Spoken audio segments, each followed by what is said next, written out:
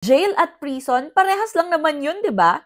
Hi, I'm Leslie. I'm a registered criminologist and I talk about different topics about criminology. So yun, parehas nga ba ang jail at prison? May pagkakaiba sila. Una, ang mga tao na nakakulong sa jail o yung mga tinatawag nating persons deprived of liberty o mga PDL ay mga taong ongoing pa ang investigation, ongoing pa ang kanilang trial, awaiting judgment, naghihintay pa sila na sasabihin ng korte kung guilty ba sila or not guilty. At pwede rin naman na na-convict na sila, ibig sabihin may hatol na ang korte, pero ang kanilang parusa is 3 years below lang. Ang mga officers na nagmamanage ng jails ay ang mga officers ng BJMP or ang tinatawag na Bureau of Jail Management and Penology. Andyan ang mga city jails, municipal jails, and district jails. Baka nagtataka kayo, meron